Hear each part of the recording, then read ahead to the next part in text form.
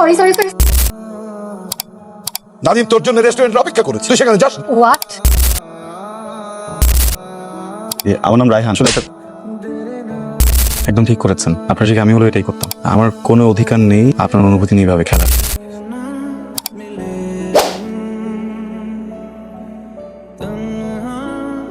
Sorry sorry sorry sorry sorry sorry. আমি জানি আপনি ভাবছেন আমি অনেক রেসপন্সিবল একটা মেয়ে, কিন্তু বিশ্বাস করেন আমি অনেক ফাংচুয়াল। আমি আমার অফিসে 1 বছরে একবারও লেট করি নাই। আমি কখনো অফিস মিস দিইনি।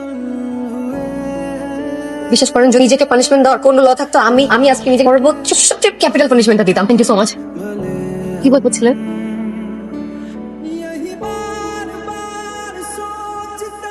মা যাও তো, এখন কানের কাছে ঘ্যান ঘ্যান করবা না। বাবার পছন্দের পাত্রে আমি যেতে পারবো না। সপ্তাহে একটা দিন ছুটি পাই, এখন বলে যেতে পারবো পাত্র।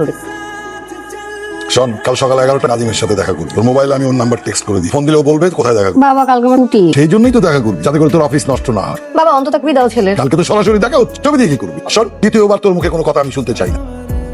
এতদিন পর একটা ছুটি পাই, আরাম করে ঘুমাবো না হবে পাত্র নাজিম। খালি আমার সাথেই পারি রিডিং করতে, আমাকেই ফোন দিতে হবে। কত বড় সাহস ফোন কাটে। আমি আমার ইচ্ছে ফোন দিছি তোকে? হ্যাঁ এখনই শুরু করছে বস গিরি। এই রিয়া, এই ওঠ না, ওঠ বলছি। কি সমস্যা? আমার যাও তো। তোর না আজকে নাজিমের সঙ্গে দেখা করতে যাওয়ার কথা। কয়টা বাজে? 11:30 বাজে। কি আগে ডাকো নাই কেন? ধুর। কেউ মারবি। হ্যালো, কি রে মামা, ফোন ধরতেছস না কেন? কতক্ষণ ধরে তোরে ট্রাই করতেছিস? ফোন সাইলেন্ট ছিল। সাইলেন্ট? কি এমন কাজ করছিস যে ফোন সাইলেন্ট করে রাখছস? তাকে তুই আমরা ইগনোর করতেছস। একটা তুই তোর গার্লফ্রেন্ড যে তুই আবার ইগনোর করতেছস? দেখ, ফোন মেজাজ না এখন ভালো নেই, সব কথা ভালো লাগছে। কেন কি হইছে? এ তোরে টাকা দিছে, আর তুই কই এখন? একটা রেস্টুরেন্টে ইনভেস্টরের সাথে বসার কথা ছিল, লাস্ট মোমেন্টে বললো আসবে না। তোকে পরে ফোন দেই। নাজিম সাহেব হ্যালো। জি নাজিম, মিস্টার নাজিম। কোথায় হারিয়ে গেলেন আপনি? কোথাও না, আমি জাস্ট মনোযোগ দিয়ে কথা শুনছিলাম। ও তার মানে আপনি আমার উপর রাগ করেন নাই? নোটে তো আপনি আমার বাবার কাছে নালিশ করবেন না? আপনি কি কোনো কারণে আমাকে বাচ্চা মনে হয়? ঠিক আছে তাহলে ইন্টারভিউ শুরু করে দেন। সরি, না মানে আমি তো মেয়ে পক্ষ, আমি পাত্রী। ট্রেডিশনালি আপনার প্রশ্ন করার কথা, রান্না পারি কিনা, আমি ঠিক মতো হাঁটতে পারি কিনা, আমার নো দাঁত চুল শুরু কর। ফুচকা খাওয়ার সময় মিষ্টি টক খান নাকি টক টক? এনিওয়ে, জুসটা খাওয়ালে আমরা কি একটু বাইরে হাঁটতে পারি? আপনি আমাকে হেঁটে দেখাতে বলবেন? আমার সোজা। আমারও পা সোজা। আমি ভাবছিলাম যদি এটা সোজা পা পাশে কিছু থাকতো, অনুভূতিটা কেমন হয় সুবিধা হতে পারে। প্রথম দিনের জন্য একটু বেশি হয়ে গেল না? কেউ না, সারা জীবন যে এই 2 জোড়া পা সে হাঁটবে, প্রথম দিনে যদি হাঁটা যায় বন্ধ হবে না, কি বলেন? কোথায় যাবেন? কি জায়গায় নিয়ে আসতে? কোন জায়গায় তো প্রতিদিন যাই। ভাতও তো প্রতিদিনই খাই। পয়েন্ট। ঠিক আছে ইন্টারভিউটা শুরু করে দেন। লাগবে না, হাঁটতে ভালো লাগছে। লাগবে না মানে কি? এটা তো পুরুষ মানুষের জন্মগত রাইট। পুরুষ মানুষের টাকা থাকুক না থাকুক, কিন্তু বিয়ের সময় আপনার নখ মাথার তালু পর্যন্ত ওলট পালট করে ফেলবে, কাজ করে ফাটায় ফেলবে, তারপরে ভালো লাগলে বিয়ে, আর না হলে নেক্সট। প্রশ্ন নাম্বার 1। আমি আসলে কোরবানির জন্য পশু কিনতে আসি, তাই উলট আলট জাজ করে ফাটা ফেলার প্রয়োজন বোধ করছি। হাঁটি। জানেন আমার না গ্যামোফোবিয়া আছে। কি আছে? গ্যামোফোবিয়া, বিবাহ ভীতি। অসম্ভব। এখনকার মেয়েরা তো বিয়ে করার জন্য পাগল হয়ে থাকে। কোথায় গিয়ে ব্রাইডাল মেকআপ নিবে, কোন ফটোগ্রাফারকে দিয়ে ছবি তোলাবে, কোন ডিজাইনার নিজের লেহেঙ্গা ডিজাইন করাবে, তারপরে ওই যে আছে না হলদি নাই মেহেন্দি নাই, তাহলে তো 30 বার বিয়ে দিয়ে ফেলে। আমি না মানে বিয়ের কথা শুনলে কেমনই লাগে কেন জানি না, মনে হয় বিয়ে করলে নিজেকে হারাই ফেলবো। আই হ্যাভ আ ড্রিম, আমি নিজের একটা আইডেন্টিটি ক্রিয়েট করতে চাই। মানুষ বলে বিয়ে করলে নাকি স্বপ্ন হারায়। আপনি কিছু বললেন না? আপনি চান আমি কিছু বলি? না মানে নরমালি এখানেই মানুষ বলে যারে না না হয়ে যাবে, অথবা বলে আমি ভালো হলে স্বপ্ন মরে না। আমি সাধারণত বলি না। আপনি কি একটু কম কথা বলেন? না তো, আমি কম কথা বলি না, আবার বেশি কথা বলি না। আপনি কি বলতে চাচ্ছেন আমি বেশি কথা বলি? মোটেও না, আপনি মোটেও বেশি কথা বলেন না, আপনি অনেক বেশি কথা বলেন। পক পক পক পক পক। কিন্তু মজার বিষয় কি জানেন, আপনার কথা না আপনি কানে লাগে না, শুনতে ভালো লাগে। এটা আপনার বলার গুণ নাকি শোনার গুণ তা বলতে পারছি না। আপনার পছন্দের খাবার কি? আপনার ভাতের মার। ভাতের মার? ছোটবেলায় গরুর দুধ খেতে পারতাম না, গন্ধ লাগতো, তখন ভাতের মারের সাথে দুধ মিশিয়ে খাওয়াতেন। ভালো ঠিক। আপনার ট্রাই করা উচিত। আমি দিব। আপনি তখন আমাকে একটা প্রশ্ন করছিলেন কি প্রশ্ন? যে আমার ফুচকা টক টক পছন্দ নাকি মিষ্টি টক পছন্দ। মিষ্টি টক খেলে কি হয়? একজন নারী যখন মিষ্টি টক খায় তখন বুঝে নিবেন সে কিছুটা কলুষিত, পরিপূর্ণ নারী না। কারণ একজন সম্পূর্ণ নারী টক খাওয়ার জন্য পৃথিবীতে জন্মেছে। চটপুটি খায়, এটা খায় চমচা খাওয়ার জন্য না, টক খাওয়ার জন্য। সে পারলে টক দিয়ে টক খেত। আপনি যে টকটা খাচ্ছেন এটা মিষ্টি টক নাকি টক টক? আপনি পরিপূর্ণ নারী।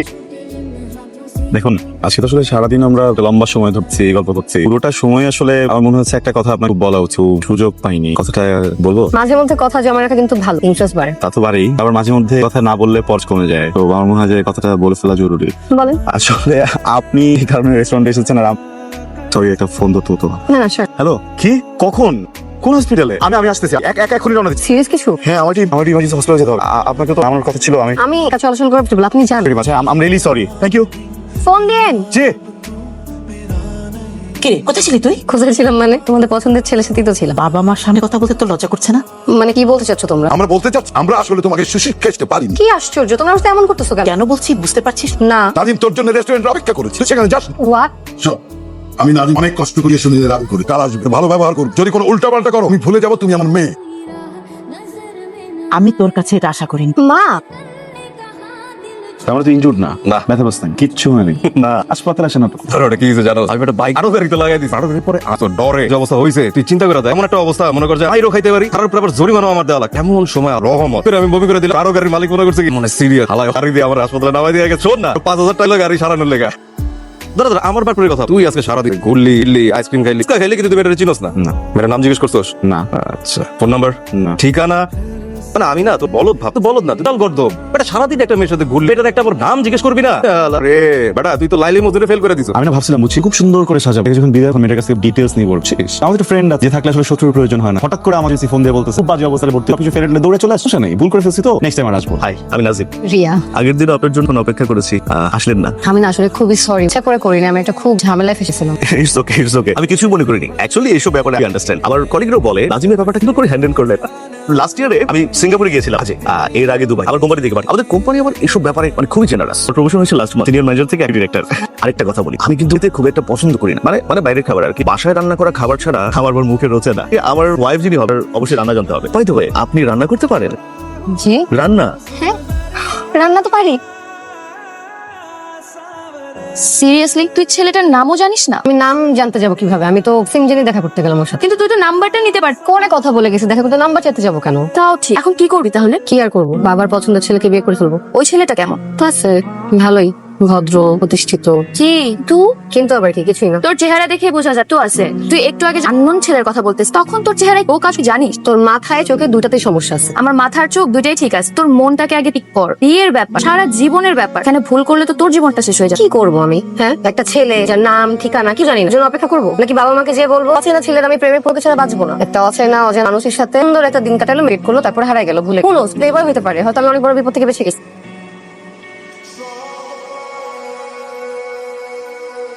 মা শোন, মা, ওরা তো জানতে চেয়েছে এখন তোর বাবা কি বলবে। কি বলবে?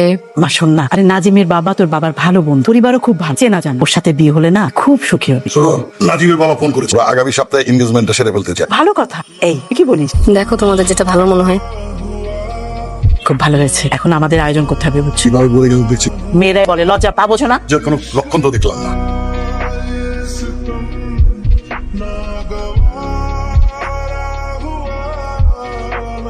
কি রে, তুই ঘুমাবি না? কালকে তোর এনগেজমেন্ট, তো খুশি থাকার কথা, তোর মন খারাপ মনে হচ্ছে। রিয়া, আমি তোকে চিনি, খুব ভালো করে চিনি, তোর চেহারা তো অন্য কিছু বলতেছে। বাবা অনেক কষ্ট করছে, নাজিম ভালো ছিল। আমি তো সেটা জানতে চাই নাই। দেখ, সকালে উঠে যদি তোর মনে ভুল করতেছি তাহলে তুই থামিস। তুই কোনো কথা বলিস না, আমি কথা বলি না। আমরা ডিবি অফিস, আপনার এখানে আমরা ইনভেস্টিগেশন আসছি, আমাদের সাথে কোঅপারেট করবেন। বাংলাদেশে পুলিশ প্রশ্নে এত খারাপ অবস্থা হয়নি আপনার মতো কাউকে ডিবিতে রাখবে। মার কি এই দোকানে খাবেন নাকি থানায় গিয়ে খাবেন? শর্ট ভাইয়া, আমি সরি। ফ্রেন্ড আমার, মানে ও মানুষ খারাপ না, সব জায়গায় করে বেশি। প্লিজ আপনি বেয়াদবি নেবেন না। আসলে আমি সময় হয়ে এসেছিলাম কয়েকদিন, আমার সাথে একজন মানুষ ছিল, সামহাও ওই নাম্বারটা আমরা এক্সচেঞ্জ করতে ভুলে গেছি। দিস ইজ ভেরি ইম্পর্টেন্ট, না হলে আসলে আমি এভাবে আসতাম। শুধুমাত্র যদি আপনার টিভিটা চেক করে আমাকে, আমি বুঝতেছি মানে কিছু রেস্ট্রিকশন থাকে, কিছু নিয়ম আছে ভাইয়া। নিয়ম তো মানুষের জন্য বানায়, নিয়মের জন্য তো মানুষ হয় না। আপনাকে দেখে ভদ্রলোক মনে হচ্ছে, তাই দিচ্ছেন। এই ভাই, হ্যাঁ, ও ওয়ালেট বের করেছিল একবার, জাস্ট হ্যাঁ। বাহ, দাঁড়ালি কেন? চল, কি বলবো যে? যা সত্যি তাই বলবি। আচ্ছা তবে আমি গিয়ে বললাম, কিন্তু সে যদি না চায় তখন? তুই যদি এখন না যা তাহলে এই দায়ভার জীবন আমার বই বেড়া। আমার কাছে সবসময় ফিল হয় আমার জন বেস্ট ফ্রেন্ড ওর ভালোবাসার মানুষটাকে পাই। কাজে দেখ মামা, আমার এই চিপার মধ্যে ফেলিস না, আমি আছি তোর সাথে। আমার কলিগরা বল, আই এম রিয়েল উইনার। 1 বছরে 2টো প্রমোশন বাগিয়েছে, আর আজকে আপনাকে ডাবল প্রমোশনের জ্যাকপট। এক্সকিউজ মি, আসসালামু আলাইকুম। আমার নাম রায়হান। আসলে একটা একদম ঠিক করেছেন, আপনার জায়গায় আমি হলো এটাই করতাম। আমার কোনো অধিকার নেই আপনার অনুভূতি নিয়ে এভাবে খেলার। আসলে ওই দিন যখন আপনি ফ্রন্টে এসে আমার সাথে কথা বলা শুরু করে, বলা উচিত ছিল অনেকে ভুল করছেন, কিন্তু হয়ে ওঠেনি। সেটার জন্য আমি দুঃখিত, কিন্তু দিনটার জন্য আমি দুঃখিত না। ওই দিনটার জন্য আমি আনন্দিত। একটা মানুষ প্রথমবার খেয়ে মনের এমন অনুভূতি কাজ করে, ওই দিন আমার জীবনে না কখনো জানতাম। Thank you. আপনার বাবা গেল আসলে এইভাবে হুট করে এরকম একটা চলে আসা অনেক বড় কথা, কিন্তু মাঝে মধ্যে ছোটখাটো বেয়াদবি করা যায়। বেয়াদবিতে যদি জীবন বেঁচে যায়, আমি আসলে আঙ্কেল নিজের জীবন বাঁচাতে চলে এসেছি। দেরি করে ফেলেছি, কিন্তু খুব বেশি দেরি হয়তো বা করিনি আমাকে। কিন্তু সরি, অনেক জায়গায় দেখেছি যে নায়করা বিয়ের দিন চলে আসে, ওইটা তো আরো বড় ঝামেলা, তাই তো গেস্ট থাকে। এদিক থেকে ভালো আমি এঙ্গেজমেন্টের দিন চলে আসছি। কিন্তু আপনাদের সময় নষ্ট করবো না। আসলে আমি আপনার মেয়েকে খুব পছন্দ করি, তাকে বিয়ে করতে চাই। মানে আমি এক গরিব প্রেমিকটা না যে ভর্তি ভালোবাসা নিয়ে চলে এসেছি, পকেটে কিছুই নেই। মানে আমি ওয়েল অফ ফ্যামিলি ছেলে, ফ্যামিলি ভালো, যে একটা বিজনেস করতে আমার খবর নিতে পারে। আসল কথা বলি, আমি না একটা মানুষকে গরম পছন্দ করে ফেলছি অনেক। এন্ড আমার মনে হচ্ছে মানুষটাকে আমি যতটা ভালো রাখবো, ভালো কেউ রাখতে পারবে। আপনি ওনাকে যতটুকু ভালোবাসেন, আমি তার থেকে বেশি ভালোবাসতে পারবো না, সেটা সম্ভব না আঙ্কেল। আমি কথা দিচ্ছি, আপনি যে পরিমাণ ভালোবাসেন, আমি তার থেকে পরিমাণ কম ভালোবাসবো, একটু বিশ্বাস করতে পারেন। আঙ্কেল আপনি কিন্তু বারবার বাবাকে ইউএসএ থেকে আসতে বলেছেন, আমি কিন্তু বলেছিলাম আব্বা মুস্ত, অ্যাকচুয়ালি মিথ্যা বলেছিলাম আঙ্কেল। আঙ্কেল আমি কিন্তু দোষের এমনি পাই, আমি বলেছিলাম যে আসতে পারবে না। আসলে আজকাল ইদানিং দেখা যায় কি আঙ্কেল এঙ্গেজমেন্ট গুলোতে নানান ঝামেলা হয়, মানে দেখা যাচ্ছে যার সঙ্গে এঙ্গেজমেন্ট বুঝে এঙ্গেজ, অ্যাকচুয়ালি এই জন্যই কিন্তু আব্বা আমাকে মানা করেছে আসতে। আঙ্কেল দেখলেন তো 2টা টিকেটের টাকা কিন্তু আমি বাঁচিয়ে ফেললাম, বুঝতে পারছেন? এমনি কিন্তু 2টা প্রমোশন, ট্যাকলি ব্রো 2টা প্রমোশন। আর আপনাকে অনেক ধন্যবাদ, সময় মতো এসে পড়েছেন, যদি সময় মতো না আসতেন আমি তো ফেসে যেতাম। আর আমিও আমার মেয়েকে তোমার সাথে বিয়ে দিয়ে ফেসে যেতাম।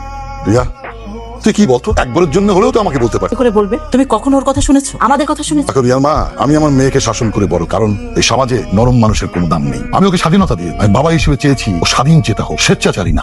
আঙ্কেল প্রমোশন আমি এমনি পাই, আসি আঙ্কেল। হ্যাঁ আপনার পরিচিত কোনো ভালো ডেন্টিস্ট আছে? Dentist dentist?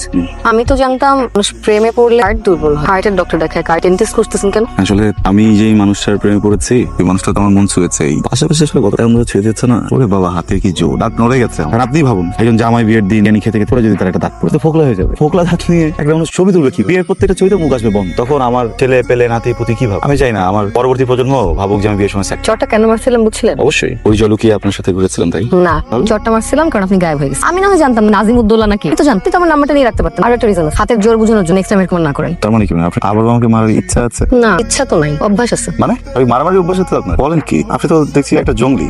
না, জঙ্গলি তো না, ডাইনি। ঠাকুমার জলি।